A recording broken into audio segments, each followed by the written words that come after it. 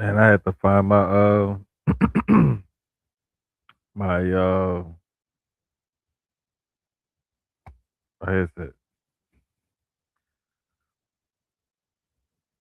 I hit the button and forgot that I had the headset like sitting to the right of me. So my bad, y'all.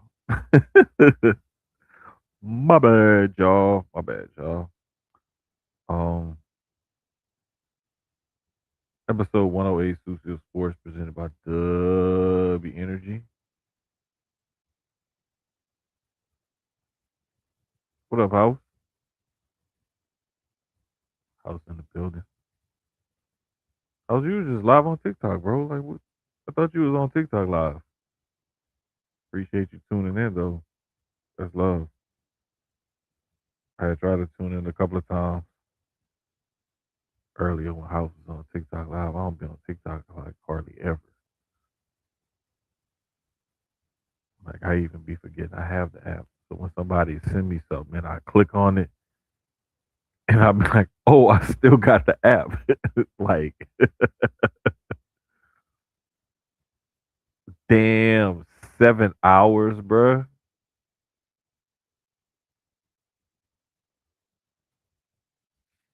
Bro, that's a long time. Like that. I was just on a few minutes ago, not long ago, with Two Door Marks. My bad, I forget that quick. I was just on with them. They're doing their Black History Month content creators thing, and so I was on their little thing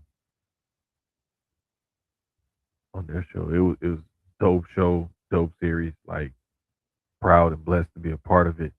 Like it's like, and they putting in some work. I think they end up counting. They're gonna have end up with by the end of the month. I want to say with 15, 16 shows uh this month. So yeah, they seriously putting together some dope shit. Everybody came through. Was on the game. Because that was a fucking marathon. 7 hours. 7 hours. That was a lot.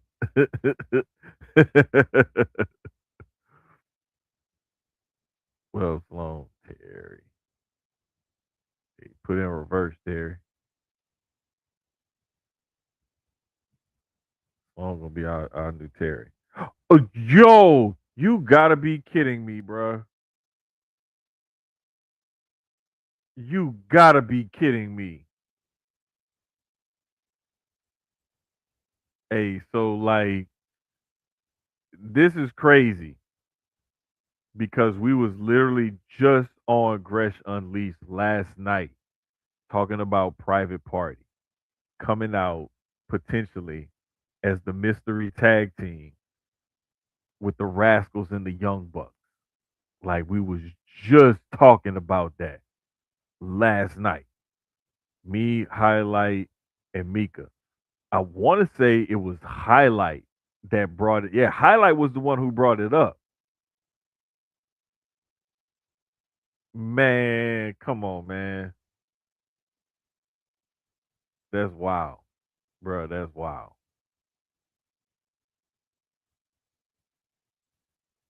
Yeah, that's what I'm thinking too, House. I don't know if because supposedly their deal was coming up, I think, or like they were exploring other options or something like that.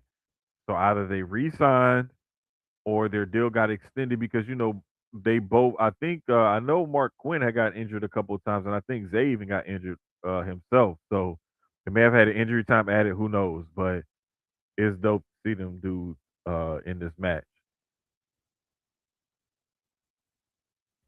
And you can definitely see where they worked on their bodies. Like for sure, Mark Quinn. Like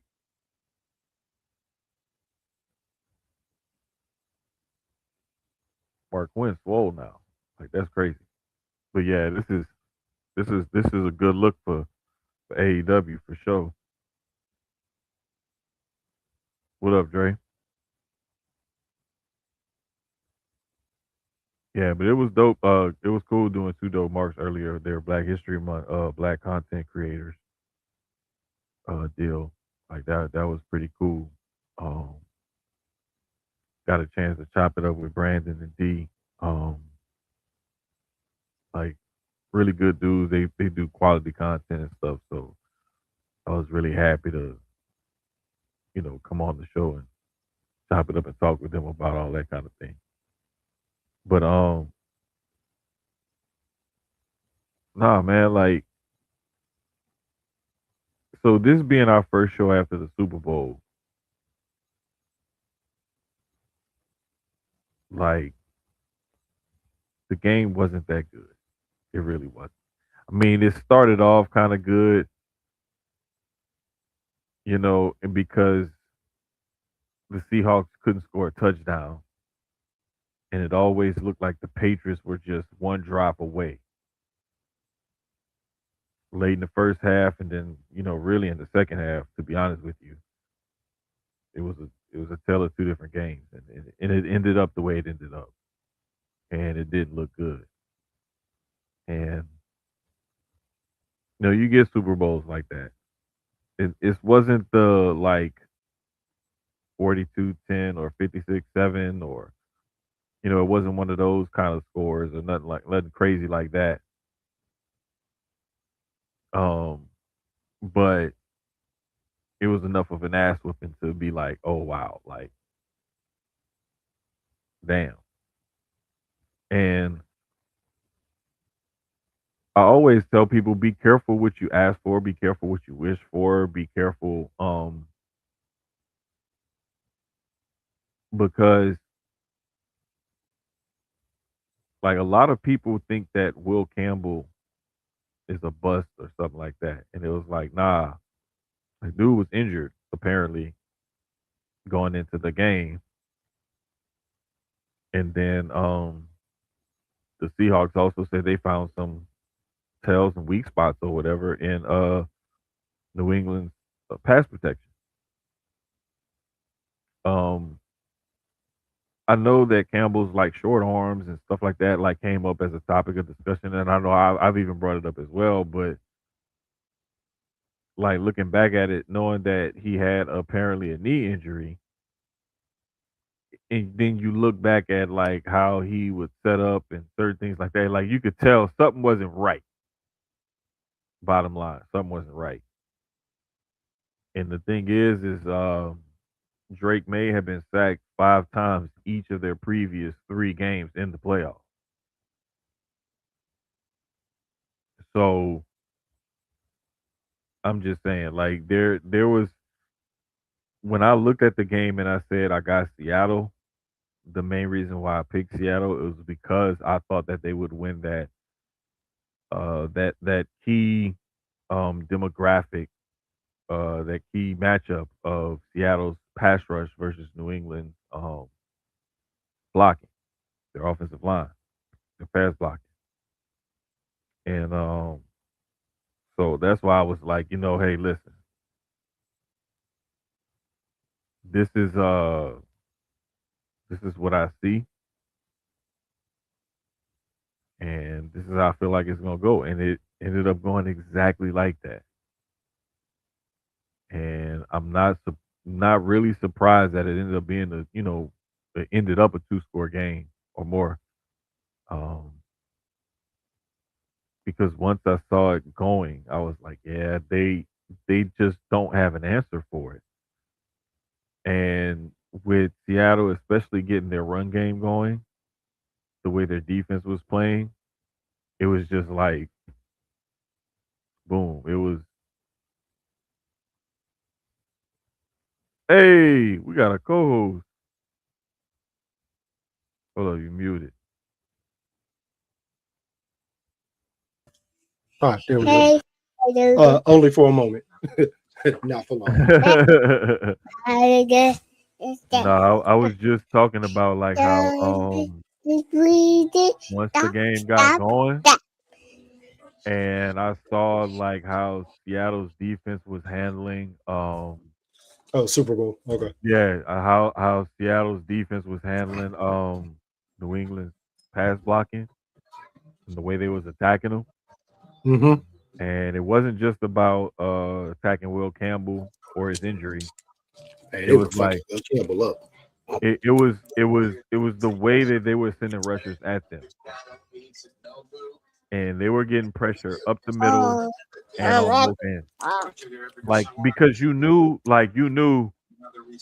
if we got pressure on Will Campbell's side, you knew you could get pressure from everywhere else. You know what I'm saying? He say cut Campbell? God damn. Bro, I, Shit. I I ignore emotional comments like that because people don't be knowing Man. what they talking about. But like, Wow, Marty. um, it's like they was getting pressure from everywhere pretty much. It Oh didn't no, no they matter where they called it up from, they was getting it. but they knew what to do. I mean, that's why you had those 2 weeks between conference championship to Super Bowl to strategize to scheme. They saw the way that they had been playing all playoffs, and they did the one thing that nobody else did: thin pressure. No, but they Find they the thing is find the everybody else was weakness. getting pressure though because they had 5 sacks a game Oh in well, the yeah, you're playoffs. right. That's what I'm saying. So everybody was getting pressure. It was just that the way they were Plus, if dialing it you're up. and not just that, but if I send pressure with my line and maybe one linebacker, right? I'm rushing 5, or I'm sending my 4+1.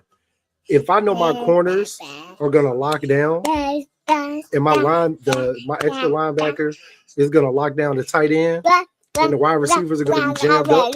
When I rush, now he has Mhm. nowhere to go because they were shutting the run game down. Ramondre couldn't get off. Travion couldn't get off at all when he got in. He started cooking in what was that, the fourth quarter? Yeah, it was When he towards the end finally of the started, game. yeah, Yeah. when he finally started getting like loose because by that point they kind of took the pressure off of him and was, in a sense they knew they had the game, so they didn't Yeah. go, defensively they didn't go as hard, so it lightened up for them. But I mean, it was a good for me. Like we were talking about in our chats, it was a great defensive game because they really was holding them to Mhm. 3 the entire first half. Which, Yeah. in my opinion, it was great because it was still what 12-0 going into the half. That's Mhm. close. That's not a blowout. That's 2 touchdowns, Yeah. literally 2 touchdowns, and we back in it. So that's not a Right. bad thing. They didn't score an Right. actual touchdown until the third quarter, like late in the third, when they finally had scored their first touchdown. No, it was the Um, fourth quarter before anybody scored I a thought I touchdown. thought Seattle got one in the fourth. I mean in the third. It was like late in Nah, the it was third. another field goal. That was early. I know when the third started, they held them to another field goal because it was 15. You might be Yeah, right. I it can't it remember was the a field. I'm exact, but looking at it right here because it was 3 in the first, 6 in the second, 3 in the third, then 17 and fucking 13 in the fourth quarter. The fourth quarter is where all the fireworks started. yeah, and by that point the game was already on field. I mean, going up 12-0 hurt them, and then going up, I'm not hurt them. It hurt New England, I'm sorry. And then going up 15-0. And even at that point, 15-0, you're still not out of it. To be honest, 15-0, again, 3 touchdowns. So, but it was just I don't know. I would honestly say I feel like New England got lucky all playoffs because there was a couple games they should not. I'm not gonna say they shouldn't have been there because who should Mhm. have been there was there, right? Like we said about the NBA finals like last year. Some people don't feel like, Indy should have been there. Some people don't feel like OKC should have been there, but who was there was there. And the game still got to get played no matter what. Um, do I think it would have been a better game had certain teams won? Maybe. I think the Bills is probably the only team I feel like it would have been a different game. I don't even think Denver could have. I don't think Denver would have put up a better game against what Seattle had. I think quarterback play had a lot to do with it. Adjustments, not just from coaching, um, but even on field from the quarterback. I think Mhm. that's why I feel like the Bills, because of a more veteran like Josh Allen, would have made the correct adjustments in game, regardless of what coaching is calling. I think McDermott in that moment probably would have made the correct adjustments. Joe Brady would have also. So Coaching came down to a lot of, even though they were pretty much two, rookie coach versus this is his second time as a head coach, so he's still relatively, new head coach. But shout out to Seattle, man. They got them another one. Mike McDonald got his first one, first time head coach.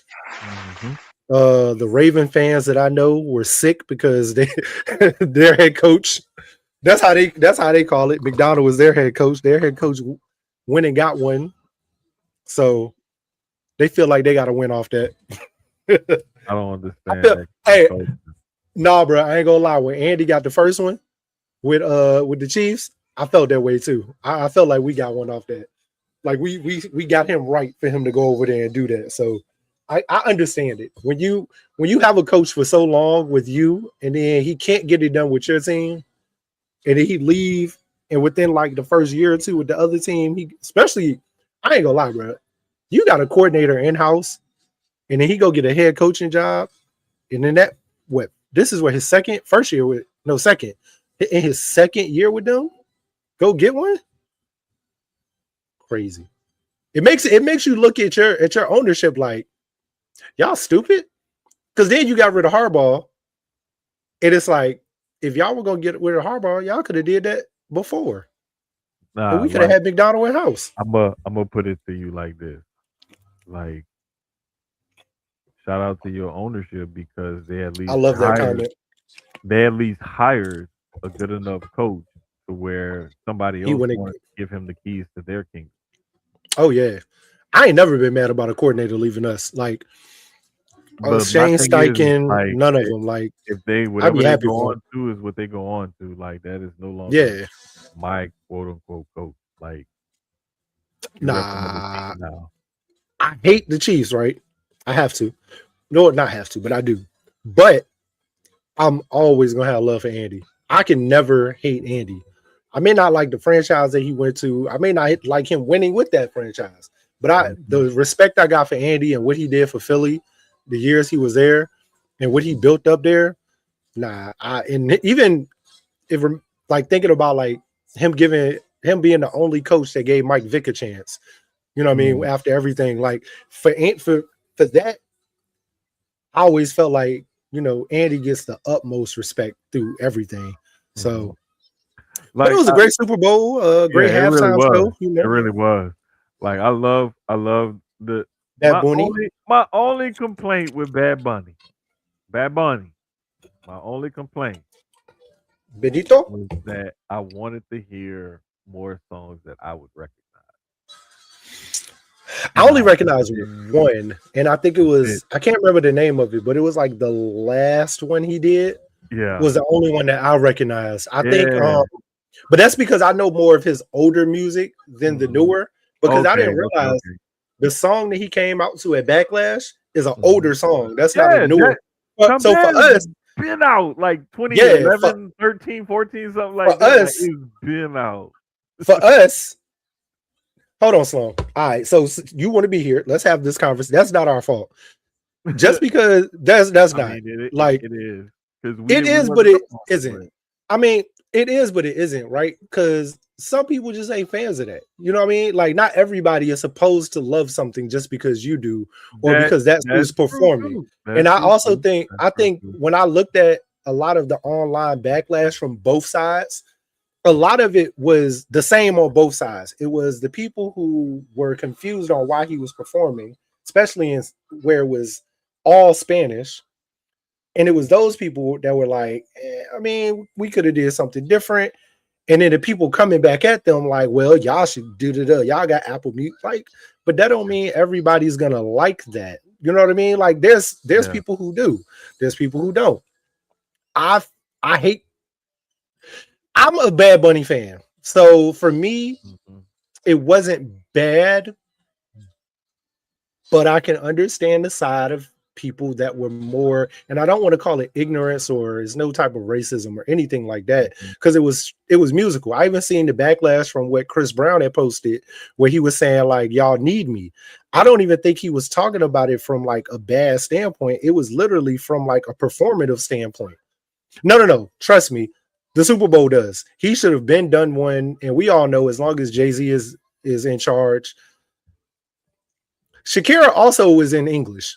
Let's not do that. So that's the other Yeah, part of it. She yeah. did some in Spanish, but a lot of A her lot of it music was was in English. also was in English. And Only thing we got, she already has music that's in English. Like a lot of her yeah, like he already does French. not. She does music in English. Like 99% of his music, or 90, I say a good 98 is outside of the songs he has with a couple American artists where they're in America, like doing their parts in English. Other than that, it's predominantly Spanish, which is fine. Again, I love the perform. I just think the performative side of it could have been a smidge better. And that's what I took from Chris's comments was because we all know Chris puts on a fucking show. Like that's what he does. And you give a Chris Brown, we see what he does on tour. You give him the Super Bowl with a set and it's gonna be amazing. I think it would be amazing. But again, as long as Jay-Z's in charge, that ain't gonna happen because he's still Rihanna's number one fan. He ain't unless she come to him and be like, "Hey, it's okay. Let Chris do it. Chris is yeah, gonna be amazing." but another thing too is like there's also always going to be like a little bit of politics behind it too because it's like Oh, and just like last year and this year, it was pure. The performances were pure in the music and the message. All of it was pure political. Like we got dope stuff from Kendrick. We know Kendrick's music. But it's that in between where it was fully political. Same thing with Bad Bunny. He used the platform to be political, and I love that. Mhm. You know what I mean? Like all of it, because it's a fu to the government, fu to the orange man, and that was what I got from the majority of it. Yeah. But it's Bad Bunny. If you've been to a concert, if you haven't, if you've seen him perform, whether you've seen it on YouTube or not, Yeah, that's what you got yeah. from Benito. Like And he's I still gonna think put on a show. I think Peter Rosenberg had one of the funniest comments. I think it was him. It may have been him. It could have been somebody else, but I think it was him that said, "If you don't know enough Bad Bunny music, you have not been around that many baddies in your life. I'll say that too. If you are Depending not on familiar with Bad Bunny's music, you have depends on not been the around enough baddies." depends on the baddie, but yeah, Like we can I ain't even all gonna act make like I always assumptions been a or fan. whatever. I ain't gonna act like I always been a fan because I'm still a new fan myself. I'm probably a 3-year fan, so I'm still very new to him. I was more of a Manuel AA and there's a couple other dudes who were out at the same time as him. I just wasn't hip to him and his music at that point. Yeah. And Sloan and Suavemente come on, I lose my mind. I ain't gonna act like I don't. Shy will tell y'all. Suave, she gets annoyed. Suavemente come on, Hey, bruh. Like, listen, hands get to swinging with the hips, bruh. boy. Listen. I'm fluent. Don't get me The wrong. music will take over. Like, I'm super fluent. there's certain songs. It don't matter where you at, the culture, Yeah. whatever. And that's on every side because there's Certain black songs songs just that come on. cause right. We've Certain all been songs in come like the on mixed clubs and the mixed places where there's been black songs that come on and you see white people go crazy. Same lose thing as they mind. there's white songs that come on. Let me tell you something, bro. Tennessee whiskey come on, I go crazy. Bruh. What? That's my first song at karaoke. You know what I mean? Same thing as black people hear anything by not Pitbull, what's the other Flow Rider. They hear any Flow Rider, they go crazy. You know what I mean? So Yeah. it's Spanish people hear black songs and they go crazy. We hear Spanish like Bruh. it goes around all the way. Perfect. Hey, Let the that's a dogs out. perfect example. Dre do Bruh. that at karaoke all the time. Listen, you do who let the dogs out, I'm and walking out. listen, people gonna lose their mind. Not me. So nah, it was a great performance, man. It was a great it was a I gonna say great Super Bowl. It was great on one side. But it was dope. It was still like I told you last week. I wasn't excited, and then the closer we got to Sunday, and then we got to Sunday, I was, and yeah, everything about it was dope. Good game, you know. learning lesson for both sides. I will say, I think personally, this was the Patriots' chance to win it. I think Seattle has a better chance of getting back only because I know the Patriots have a lot of cap space. They're one of the teams with the highest cap space going into next season. Free agents, they have a lot of players under rookie deals, under first year and early second year deals. Um, so that's a great thing, but that AFC is not easy. You got a Chargers team that's going to come back healthy next year. Because I thought the Chargers were one of the best teams all season until they started, breaking down with injuries. You got a Ravens team that's about to retool and come back strong with their new staff, hopefully. We don't know really about the Chiefs because we don't know how long Patrick Mahomes is going to be down. So they have a quarterback uh, decision that they have to make as far as who's going to hold the helms until he comes back. Buffalo's always there. And now they didn't change too much. They need to add, but you take the offensive coordinator who's been there for years.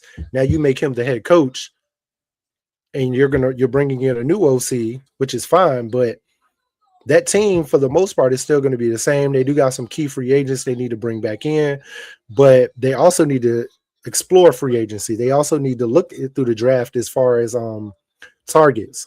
They need to get Keon Coleman some therapy. I don't know mentally what's going on with the young bull. I like him. I love him. I think he's talent. Mm-hmm. Something this season was in his head that just messed him up. And it could be maturity. We don't know. It's a new, could be anything. But I want to see the young man win. Uh, who else in the You know AFC is what's really strong that I'm crazy is forgetting? that Seattle does have a Broncos going to be right back. but Seattle also has about 72 million projected in cap space for next year. And their free agents it's a couple key from what I remember on the list. It was a couple key people, but I'm sure it's nothing to get them back in the building. So they're gonna be a team that's right back. And I ain't even touched on the NFC. I still think Seattle has a great chance to get back. NFC side, you got a Philly team who hopefully gets it together this offseason with the new OC. And we the one thing I realized about Philly the last few years, I see your face because I was about to say we. The one thing I realized about Philly the last few years is they go on and off. So you have that one, you'll have the year where we're off, and then that next, I'm Mm-hmm. sorry, they They have got that one year. yeah, they That got 20 million in cap space next year. What I'm looking Philly, at. Yeah, it's the one that now the one that'll surprise everybody, and this surprised me looking at this list. The Commanders are the top NFC team with 76 million going into next year, followed by yep. Seattle with 72. And And then then the Rams have 48. Rams have a lot on the AFC side. If I remember, it was the Raiders, it Titans, was Titans, Titans, Raiders, Chargers, and Jets. Patriots. Yeah, the Jets had a lot too. Patriots, I believe, have the most, if No, I'm not Patriots wrong. only have 42. The I thought Titans Patriots have had more than that. nah, not going into the next season. Hmm. Extensions and stuff kick in. The Titans Patriots have need wide receiver help. 104. Patriots need wide receiver help in D line. I think I like the D line. I don't think the D line was that bad because they were What? causing havoc. Yeah, Again, I have they to look held at them to 3 points. their pass rushers and their D linemen and stuff to see who's free Yeah, agents and not. I but for haven't the even most like part, looked that far into it yet, but it's if none of them are leaving, I like the D line. I don't think the D line was the problem because yeah again, they were causing havoc also. And like I said, for the most part, it was field goals up until the fourth quarter. So they definitely do need wide receiver help because I think I like Butte and I like Stephon, of course. But outside of them two, Hunter Henry was getting shut down. I love Hunter Henry, but they still need one or two. They need at least two more good wide receivers that's going to take the pressure off of them when they're mhm. getting like double teamed or they're getting locked down. Yeah. There's That definitely money that that they third can and spend. fourth receiver. There's money that Yeah. they definitely need to spend, and the price for receivers keeps going up. But as we all know, Pay that young man you Gonzalez. That young man earned his check on Sunday. if I'll you tell you that. wanna if you wanna put your money out there, go ahead and put your money out there. But I think that it's gonna be tough on teams like the Chiefs, the Vikings, the Cowboys, because they're over the cap already. So they got to do some maneuvering to get under the cap. Yeah, that Cowboy one is interesting because everybody wants to see what they're going to do about NFL YoungBoy and if he's going to be back next year or because he's a interesting free agent. I will say that with the season he just had, he showed everybody why the Steelers look stupid, let him go, Who you and then talking the about? Steelers, Pickens, Oh yeah, okay. um, yeah, he made it. He showed that the Steelers were stupid to trade him, especially with the season they had, not having receivers, DK getting doubled. I didn't understand that because if you all you have is DK, you don't replace him with anybody. You're literally running one wide receiver, three tight end sets all Hmm. season. So, and he's even open to coming back to the Steelers from the interview I saw the other day. He said a return to to them if he's not going to return to Dallas isn't off the table. He said Philly was another team he had mentioned that he loved and was interested in, and it was somebody else in the AFC that he said he really liked, but he said he wants to see what Dallas is talking because that's where he's made home and he definitely love to come back. Um, Yeah, so I mean, I wouldn't I mind think coming back either, especially if I was targeted and had that many damn catches and yards and stuff. let me tell you something, All like pro because season. he's I want to come because back he's too. he's easily taking the pressure off 88, and I mean 88 was still getting his numbers too. I hate to give that, I hate to give Dallas props, but that offense is crazy. I knew Williams going there. I remember we talked about it in the offseason, and I said Williams going there gives them that run game. A lot of people aren't familiar with Javante, but I knew him going there was going to help that run game Yep, because of and what I saw that's him do with exactly what Denver. they needed. That's exactly Yeah, what they and needed. the It helped problem them isn't even enough. their offense. Yeah, their issue isn't even their offense; it's the defense. I They mean, to me, def- the problem with their offense is consistency. well, yeah, And that that comes too. with That for chemistry, sure. play calling, and like being healthy and stuff like that. But like that defense looked improved over the course of the year, especially after they started retooling with the trades and whatnot. Hmm. Like it looked a But lot different. that Micah trade, and I think I forgot who pod they was talking about it, but what they said, it to me, I had to sit back and think. And in the moment when the Micah trade happened, we all looked at Jerry like, all right, something wrong with him. He old, he see now, he's crazy. But I look at it now and I see what he turned the Micah trade into. He got the D tackle from Clark out of the Mhm. trade, first Kenny off. Clark. Then he gets the draft picks. But then he uses the draft picks to go get Quentin Williams. So now you turn a 2 for 1. And you don't look as crazy as you did in the beginning when you let Micah go because of what you got back, in a sense. You got Clark, which fogs up the middle, and then you go and get Williams that replaces him on Quentin Williams, which replaces him on the outside. Micah. So now you don't look as crazy. Plus, you still got draft picks from that too. And it's like, damn, the old man might not be as crazy as you think he is. Like that was a very, very smart move to retool the defensive line when everybody was going to look at him like he was crazy. And he didn't know he was going to get Quentin. I will say that. But it still worked out that the Jets were just going through a haul and just was like, hey, we need to get off this money. We got a couple pieces that we need to move. They moved Sauce, they moved him, they got off those contracts, which freed up more money, and it helped out the Colts in Dallas. I So mean, Dallas ended up with the 20th pick in the draft as an extra. Like they have their own pick at 12, but that first round pick they got from Green Bay this year ended up being the 20th pick in the draft. and with this year's draft, these first 3 rounds is heavy. I've looked these first 3 rounds. I looked at the mock. I was looking at the mock drafts, and I saw how they had everybody taking who in the first round. But then you go look at the names that are falling to second and third, because I mean, not everybody can be a first round pick. But you see, after who mock wise gets picked in that first, And then you look at all these names that's in the second and third, and it's like it's a heavy draft this year. So Hmm. The only thing is I like I always advise, don't fall in love with the name because the name don't translate to production on the next level either. Like, yeah, a lot of them Miami players are panning out because we see Arroyo with Seattle. And he was a player that a lot that slipped real far, but he was a top name when the season ended last year. But then going into the draft, not as sexy as he was in college football. Same thing with Martinez from Miami, top running back, and I don't even think he made a roster.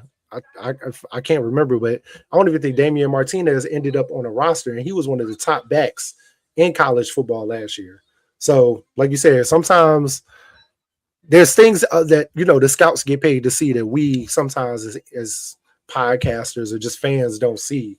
We're just like, yo, he fired. He need to be on somebody's team. I take him on my team, but then he don't make a team. So that's why I keep telling people don't fall in love with the shit. name. Proctor done went from like a top 5 pick to like middle of the second round now, from what I'm Right. seeing, But which is he wasn't. crazy. It depends on who you looked at that valued him as a top five pick though. Because like there were some people that never really had him that high. I think most of the draft, like the ESPN one in the early season, I remember it was early season, of course, had him top 5. But then again, as the season went on, that started to slide. And I think now I seen him somewhere in the second. Even Bain, even though Bain had a great season, Bain had a great Mhm. playoff and championship game play. Even that, Bain has slipped a lot too. So it also just depends because now that the season's over, teams we know where everybody's picking now. And the need may not be for you at that point. Yeah, you might be a top 5, top 10 pick, but those people that's picking in the 5, 10 don't need you. So that slides you and it slides somebody else in. It's a lot of times it's need over want. Yeah, and the thing is, the um the first 18 picks were already set because those teams didn't make the playoffs. It's Mm-hmm. picks 19 through 32 that had to get decided because of the playoffs and whatnot. So it's Yep. like a lot of the times teams at the top, their needs may change. Yeah. Not necessarily their draft order, but they may look at things differently or Because your certain need don't change. yeah. But You may like people may think that a player like a Ruben Bain, like you brought up for example, is gonna go like 1, 2, 3 going into this season, right? Because they just look at the overall prospects and you look at okay, who's typically a top pick, who would be valued at the top of this draft. but then These as them players. as them As teams start forming out. right. As you start to see the season progress and you see who's going to be picking near the top of that draft, it may flip and change because those needs may change as well. That's why a Yeah, lot of the because time, looking at what was projected at the beginning of the season may change to the end of the season depending on not only the players and how they perform themselves, but also the the team team and needs. who's picking. Because now you got a Raiders Right. picking number 1 where they need a quarterback. But Hmm. let's say Ruben Bain is the perennial number 1. It don't make sense for them to go do that if your need is quarterback and Mendoza is right there. Right. You know what I mean? Right. Um, There's been times where Hello. it's like defensive ends, left tackles, and all kind of stuff like that. That's been like the number one overall prospect, but you'll get a quarterback who's like the fifth, sixth, seventh, eighth best prospect that goes number one overall simply Because because that's the the, need. the team need right. Hmm. So it's and we all know quarterback is at that premium position where like you need that And franchise this guy. year, we seen a lot of the quarterbacks that we thought were coming out decided to stay. So now there's not as many top pick quarterbacks.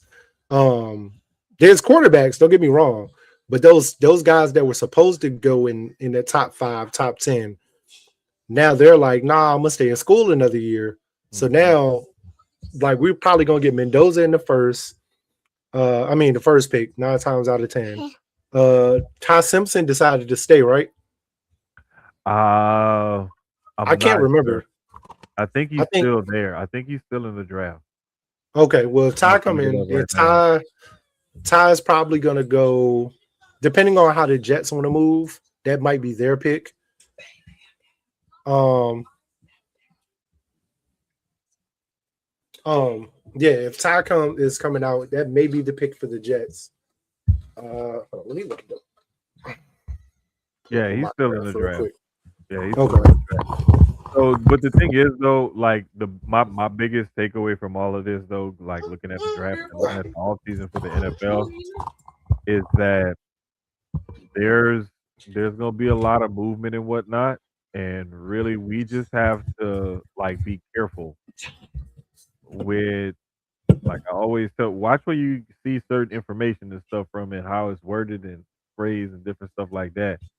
Because like somebody got fooled the other day with something, and I looked it up real quick, and I was like, oh no, that's not true at all.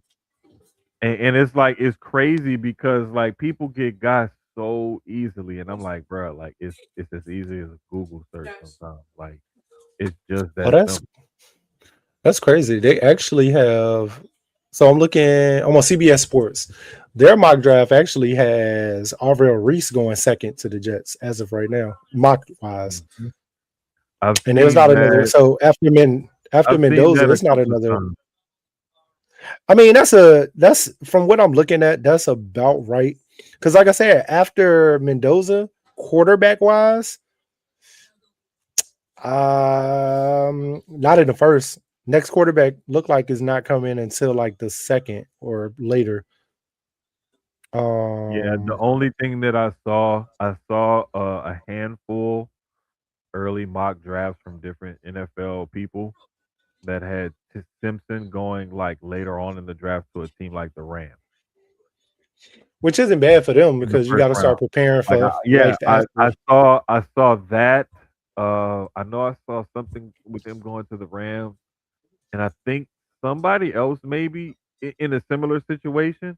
I want to say, but I know for a fact I saw him going like to the Rams I'll later on say in the season. if this goes the way I'm looking, this is crazy because a Carnell Tate going to the Giants at 5 is for that offense and what they need to add another weapon on offense like that would be nasty for them, especially going into a new season with a new veteran head Hall of Fame head coach or potential.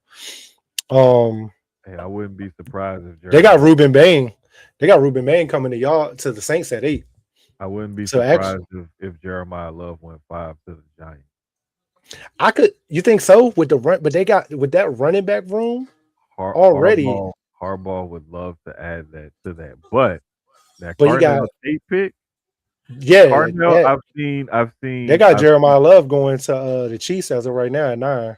I've Now seen that, a few different things going to the Giants. Like the Chiefs, but see, that's that's what another I was talking interesting spot about. too. The Chiefs is I was another about to say spot too. that's what I was talking about the Chiefs, where it's like they have a top 10 pick again for like what the third year in a row or second. They got a top pick where they're about to get. They're gonna retool with a younger piece that can come in day one and go crazy for them.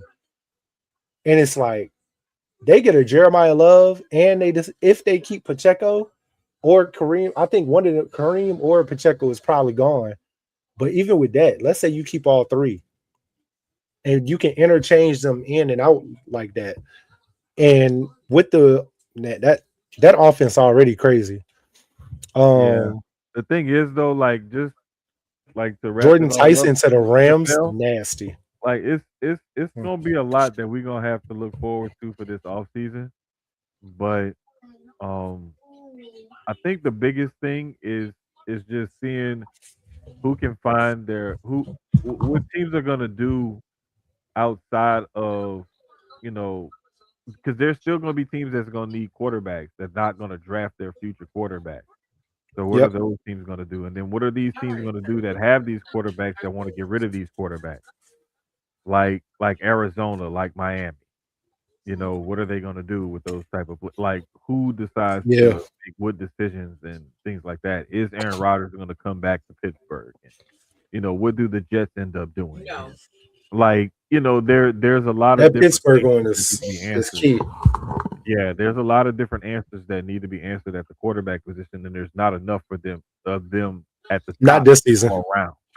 This is one So of those. I think this one of those drafts because it's not so quarterback heavy, and there are so many teams right now that don't have fully have an answer.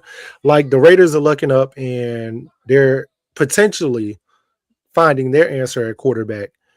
But a team like the Jets, who are kind of in limbo with Fields, like you said, Pittsburgh, who Rodgers, but then we still got to start looking at life after Rodgers.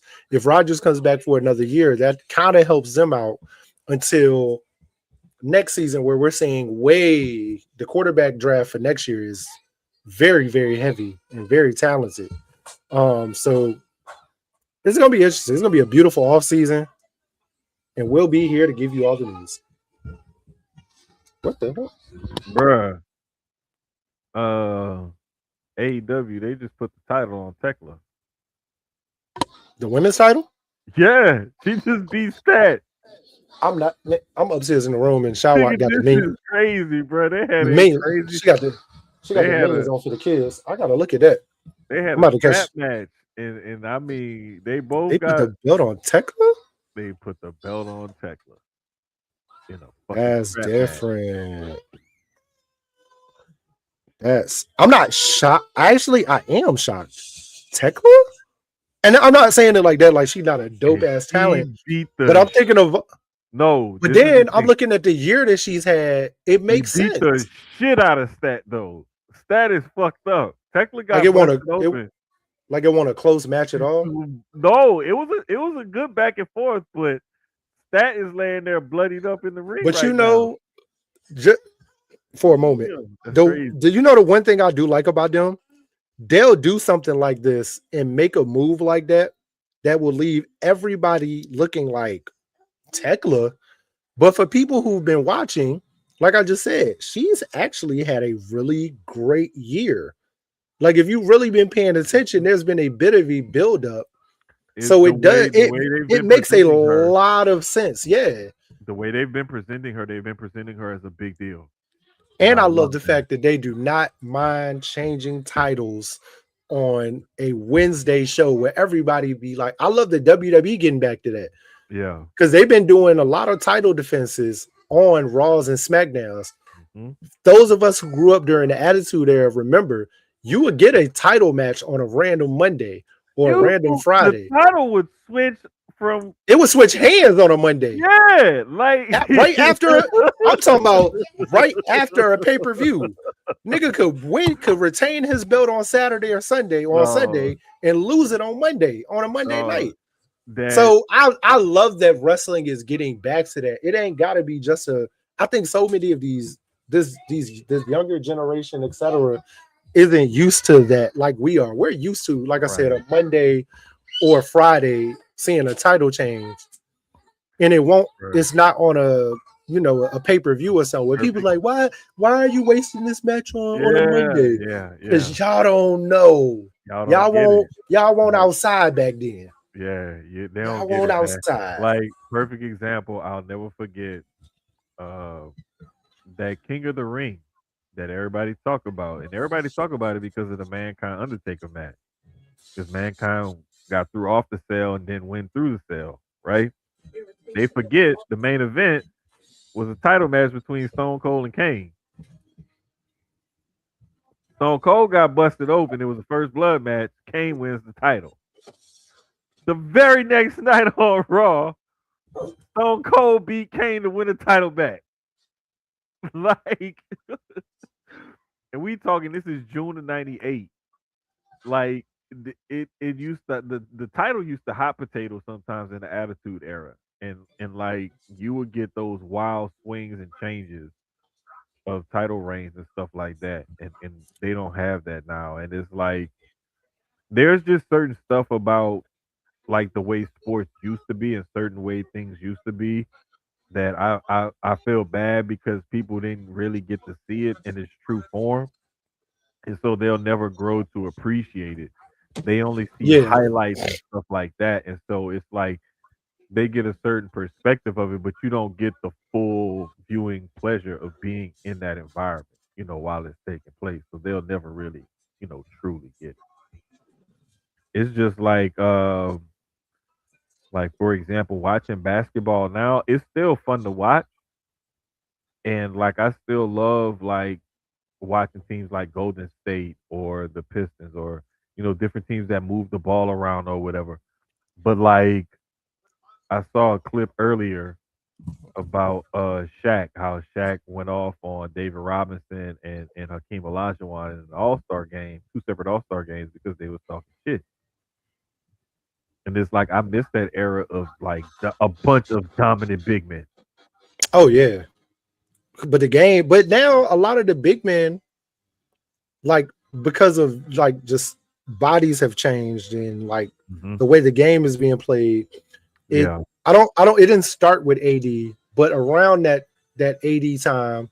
Well, no, I ain't gonna say that because we act like Jermaine O'Neal won't like a big man that could run the floor. Um, but it's more common now because we got Embiid, we got Jokic, and they can run the floor also. But they're big dudes, and now you have more 6'10", 6'11" centers rather the 7 foot ones. But even the 7 foot ones, look at Bo. Me and Quan talk about this all the time. Anybody who's watched basketball, and I really want to look into it more to speak on it to figure out why he hasn't made a roster or why he's not on teams. But Bo, if you watch him play, and it could just be practice, it could be, whatever behind the scenes that we don't get to see. But when I watch him play, like even from high school, I watched him at Oregon. The boy is like mean. Like I'm talking about handles, the shot, getting to the cup. He's exactly what a lot of people want from they stretch big. And I'm like, why is he not on the team? Like, The thing is like you see flashes of that, and like you mentioned it in high school and in college, but you didn't mention anything about his performance in the NBA.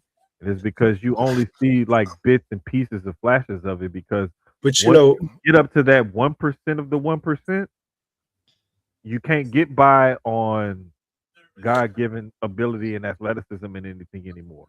okay. So let me ask you a question because we were talking about this also, and I don't know if you saw it in the rundown when we were talking about it. I think it was last night. We were talking about Bronny, and that confuses me. Right? I understand certain aspects of it where it's rotation, pure rotation, right? But I watched Brody go crazy in G League, right? And level of competition is different, of course, right? Mm-hmm. But I watched him go crazy, dropping 40, 50 triple doubles, double doubles in the G League, right? Boy. And then I he's not getting the clock, of course, because he's not close or in the rotation like that. I mean, he dropped 12 last night. He looked great. I like the block on early in it. Came back down with the 3. Like, but it makes me wonder, like, okay, cool. If Bronny's doing this in the G League, if you gave him more time, is he doing the same thing up? Like, if you give him, instead of him getting, what is he getting now? Maybe 10 minutes a game, if that.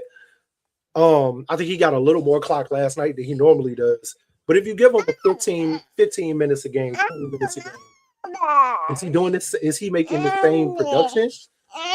And I wonder, you know what I mean? Like I feel like boy, I feel like with like a bowl, it's the same thing though. Like if you give him the opportunity and you give him more of a chance, is that production going to be there? So I don't know. Sometimes it just depends on situation and team that you go to. Sometimes some teams are just filling roster spots, and you end up 11th, 12th on the team. Sometime in that 13, 14, where you just there for bodies just in case. Yeah, And the then thing is, sometimes though, it's it's like tough. it's tough because when you get to that level of competition, it's no longer that you can just out jump, outrun, out hustle somebody or whatever because you have the best of the best at every position up and down the roster. And so it's a lot harder for you to reach that full potential because if you see it on this level, then you want to see it translate on to the next level. But that next level is such a jump for you, you can't just expect to see the same kind of production. Yeah, And it's just tough because you really gotta work on stuff. And it's like maybe if given the chance in the right situation, these guys can succeed. But my thing is if they never succeed, then it's like, was it you never found the right situation or were you just never good enough? Because to me, if you were good enough, you'd eventually find the right situation somewhere. Somebody would be willing to take a chance on you. he had good games. I will say Bobo had good games in Phoenix. Um, and again, for whatever reason, he didn't stick and stay. Um, I forgot who else he was signed. Indiana was in. I just think he just didn't fit in with what they were doing in Indy when he was there. But and it could be the same with Phoenix. So, but A while we're lot on of the the NBA times and too speaking, with some of these oh, younger guys, it's like awareness and stuff, like not knowing where to be and when to be there on yeah, offense and defense. hmm, And a lot of the times you can have all the talent and the ability in the world, but if you don't know where to be and when to be there, then that gets you into a lot of hot water, a lot of dog houses in any league. Don't matter if it's basketball, football, baseball, whatever it is. And that a lot of the times is what I see with some of these younger players is just not knowing the game enough, either not being able to get it or not trying hard enough to get it, or whatever the disconnect is.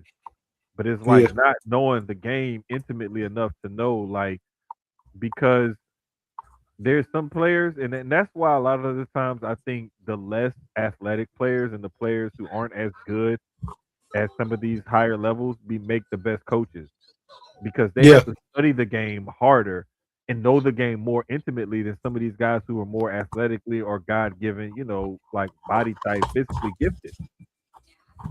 And when you get somebody who has to dedicate that much more time to knowing the game and studying the game, naturally they're going to come out a lot smarter. hmm, So this is why I say a lot of the time you get some people who are just, physically gifted with certain talents and abilities that they don't have to, work as hard on the back end of things. mm-mm. And then you Because get those, don't like you put in that said, work, some they guys, show it.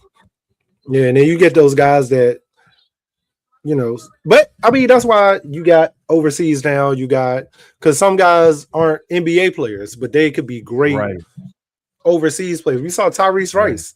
Tyrese Rice was what too small for the NBA. His height, whatever. But Mhm. then man went overseas and became LeBron. LeBron over there, like they love him in Italy. Like that height don't Right. matter over there. So it's like what doesn't work over here, or even Frank. Look at Frank Mason. Frank Mason the same recently. I mean, he had a stint in the NBA and his time with the Kings, his time with Mhm. Milwaukee and the G League, but then he done went overseas. In his last like 3 years, he's been going crazy, MVP, and different stuff like that. So it Bro, just you can even go sometimes as far as like a player like a Stephon Marbury who was an all-star in the NBA it's had a whole second and career had exactly got a whole because statue of him in China. and the NBA isn't for everybody. It's no different than what we Right, talk about with wrestling when we say WWE is not for everybody. Maybe right, AEW is, maybe TNA. Same right, thing. The NBA may not be for you. Maybe it's Japan. Maybe it's China. Maybe it's the right. Italian league or the German league. You know what I mean? Overseas in general, playing European ball or going to Yeah, Mexico, Puerto Rico, or something like that. That might be your calling. You know what I mean? Because the game is different. Your skill set can dominate in those leagues, but not over here. And it's not saying there's no talent over there. It's just saying you can go get that bag over there. There's nothing wrong right. with that. Yeah, exactly. And I've known guys like I remember Hollis Price was one of them for sure, and him and Quantis White before they got into coaching. They were both great players at St. Aug High School in New Orleans. Ended up at Oklahoma under Kelvin Sampson. Balled out, great college careers. NBA didn't really work out. They both went overseas, played for a number of years, made good money, came back Great on this coaches side of now. the stage and started coaching. Great coaches now.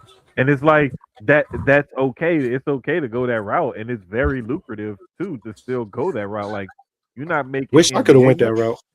Hell yeah, Let but me tell you something, brother. those guys were If still this making great money over there. if this knee didn't do what it did, overseas was my calling. I wish I'd tell anybody over if you. My brother did the same thing. Like he did the NBA for a little while. He drafted with Detroit, had his time there, left Detroit, went to Golden State, was great in AG League program. I think he was on the main roster. I mean, not main. He was on the roster a little bit with Golden State, and then he went overseas. And he's been in South Africa ever since. Nigeria. He's been in Hmm. Nigeria ever since for like the last like 6 or 7 years now, and loves it. Yeah. Because Zaire was on his team for the last 2 years. Dwayne Wade's son. Hmm. So let me. And bro, But and the thing I got is, an in it's between cool. question in between the NBA while it's on my brain. I have a when we get to it, but I have an in between question to ask you or what you think about something Yeah, when we're it's in like between NBA to college. But just to um, hit the NBA standings real quick. To we make talk about sure them I'm fights yet? closing. Nah, uh, we still got the Pistons at the top of the East. We got Celtics, Knicks, Cavs, Raptors. It's still pretty tight over there. It's still tight. It's getting tighter in the Western Conference too at the top because San Antonio is gaining on OKC. Now Yep. OKC only has a 3.5 game lead over them. And with them And then losing to them early in the season, them having injuries right now, and San Antonio's getting healthy, yep, they definitely are gonna catch them. that's how they close that Um, gap right there. And it's crazy because uh like you said, the merger of OKC constantly having breakdowns and injuries and then San Antonio getting healthy, it's like the perfect storm right now, and that's why we keep seeing that lead shrink mhm. every week. Yeah, and it's slowly going to like OKC is still gonna get those wins in between, even with players out. Jalen Williams is back, so while um SGA is out, at least you get Jalen back. It's not a total, loss. Hmm. I'm gonna say something and walk with me on this. I think the Jazz, even though the Jazz are being stupid and they're openly tanking, and you can clearly see they are, because what they did the other night. But I feel like I get why you are, right? Because this draft, again, let's talk about the draft, is a very good draft in that first round, especially in those first 10 to 15 picks. But you really want to position yourself in that first five, right? Because that's really, really three. But I'll say five. It's But really like, yeah, it's like a you can't freaking hide draft. it when you clearly are sitting your two-star players in the for the entire fourth quarter after they went crazy for 3 quarters. You're up. What was it? They were up 16 or something like that. It was something like that, yeah. And then you sit them for the entire fourth quarter. And then they were Yeah. talking about the Kings, who it was either for tonight's game or last night, how they sat. It was like 5 or 6 starters that were healthy scratches. And now Yep. the NBA is looking into that. And it's like, there's nothing wrong with tanking, right? If that's what y'all are gonna do, that's what y'all are gonna do. It's nothing. I mean, it's something that's been going on since the beginning of time. You can't stop it. You know what I mean? Right. But it's a difference between doing it and nobody really noticing that you're doing it or it's happening. They just think you just suck. And you make all of these trades before the trade deadline to get better. Hmm. Like people, I'm looking at y'all now, like y'all easily could go from 13th in the West to like maybe ninth. I could see y'all moving up to that 9, 10 now. But then you make a move like this where you're like sitting players in the fourth quarter, and it's like, so you wanna get better, you want to be a top team, but you want to do it with what we have and getting a really great draft pick at the same time. And I get that. Nothing wrong with it again, but do it the right way. But Do it but the the right way. funny thing Figure out about how it to do it the is right way. the funniest thing about it is in the NBA, it's a lottery system, so it's not even guaranteed. You just have It's not guaranteed. We've anybody, man, somebody that's projected to be a 11 or 12 can end up with number one. because it's all about them Right. ping pongs and how they pulled and how they fall. So Mhm. I tell you, It's but that it's was just funny though. That was very funny how it was bro, like, when I saw that the other night I'm like, you and out these. That's I crazy. didn't realize it until like the second time I watched Sports Center. And I looked, I was like, wait a minute. The That's whole fourth quarter, Markinen, Jared Jackson Jr. and somebody like they sitting on the bench. Bruh. I was like, bro, I crazy. can't believe it. I was like, bro, they just openly just thinking like this. And I'm like, you know what? They gonna say something. Somebody gonna say something about this sometime See this soon. And moment? like, I promise you, like a couple days later, I want to say a couple days later, like somebody they started talking about it again. It became another topic, of discussion about openly tanking in the NBA and whatnot. And to me, like I said, it's always funny to me because you only get a lottery chance, so there's only a chance of you getting the top pick or whatever pick that you're shooting for. So for you to openly tank like that, to only get a extra shot at that pick, not even Right. guaranteeing you that pick. Hey, I apparently don't AJ really, got everybody. yeah, AJ got everybody acting stupid now. I Everybody is really looking don't at get it, bro. I everybody's just looking at TJ, AJ. but shit, Peterson too from Kansas. Like We that's can to me. enter. We can intertwine leagues for a second. I, if I'm a GM, right? Am I looking at him the same way we looked at Kyrie? Because if you remember, Kyrie didn't play a lot his freshman year at Duke because he was injured. Mhm. But we knew Kyrie was. I mean, I'm not saying Peterson's not that level of talent because he Mhm. could be.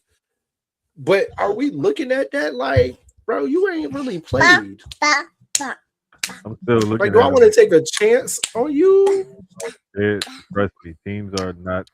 They're not even like it's a debate of who's gonna go one or two sometimes, him or Him or Jermaine. AJ. Yeah, And that's then the thing. third is pretty much the boozer if he's coming out. Right, If he is. His right. brother had I think his brother has to stay. I hope he doesn't decide to follow his twin and be like, I'm gonna leave. I and they haven't really been giving him a lot of clock this year. He's been getting time, don't get me wrong. But I think he might be a better because that was the other part of the Bronny thing we were talking about, where it was like he's getting the on the job training in real time. But should he have stayed in college? Should he have stayed at USC? Should he Oh have no, Bronny should have definitely. transfers? Bronny should have I definitely I, stayed in college. I definitely feel that way. I'm not. He's getting the on job training right now. I mean, sometimes there's nothing wrong with getting that real time, but that real time can stunt your growth a little bit also, Hmm. or a lot. There's just His is a another weird catch 22 because of who his another daddy thing is. too is just to face the adversity of having to climb up that hill and fight out of it and make something out of Yep. you on the college level Yeah. and make it yourself to be this such and such pick at the NBA level. Like there's just something about that to me that will Because I speak think more to his Bronny, character and him fighting through it. I think Bronny staying for another year or two could have got him into that first round. He's like honestly, Yeah. and probably a better. I mean, don't get me wrong. He nepotism, but he ended up getting drafted with his dad. He gets to play with his dad, be on the road with Hey, his hey, dad. I listen. love that part of it. I'm Love not that going. part of it. I'm not But going to hate on him taking mm, advantage of his nepotism or anything like that because I we would all too. know, like it's been going on for hundreds of years, thousands of years. Coaching, playing. How many times have we realized that the best player ain't even the quarterback? The best player to play quarterback isn't the person who's actually been playing it. But guess what? He's the coach's son. So who gonna play quarterback? The It's coach's either son. the coach's son or the best athlete, one of the two. And it depends And on it's if never the same. it dep- Sometimes it is, but yeah. Sometimes it is, a sometimes, lot of times it's not. But it's yeah. like you just you like that coach is gonna know if I want a chance to win, who do I put at quarterback? Let And me tell that's you what he something. gonna typically go with. I watched it this season with my son. Like, I don't think that our quarterback was the best player to play quarterback. He was too small. He couldn't throw the ball. He couldn't see over the line. He was more of a running back at quarterback for real, because he could run the ball. But Hmm. He was the coach. He was the head coach's son. So, and the head coach used to be a quarterback himself. So guess who's gonna play quarterback? He won't even Got the best player to throw the. I feel like our best player at quarterback was at wide receiver and should have been the quarterback. And our it. running back should have been the quarterback. But hey, See, sometimes you I get was I was just a parent on the sideline. My voice don't get heard. at them levels, you're gonna get all kind of stuff. Like Yeah, I and don't it's even be flag, surprised so about it on them levels, but that's like why we're going to a new team next year. it's just like once you get upper levels of higher end sports and stuff like that, like that's when you start to see like, okay, we already know like how this gonna go because I can see like this player or that player. But the reason why there's that debate between AJ DeBansa and Darren Peterson is because you got a 6'8", 6'9" athletic wing, Mm-hmm. and then you got like a 6'5", 6'6" slashing guard. So it's like, And who do I what's your want to need? go with? And the thing is, the reason why Depends I on. like Peterson is because Peterson is a better outside shooter off the Mm. rip. He doesn't have to develop that because he's already got that in his game. And it really will come down to who's picking where.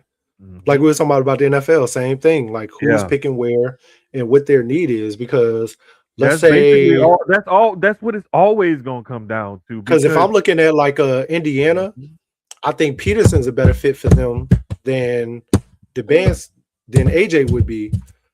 And I think either one of them probably could fit, but it's like they kind of already have that. So where does AJ fit? But Mhm. Peterson could be better because of the guard play, and they just traded Lamar, so that give there's a more need at guard for Peterson.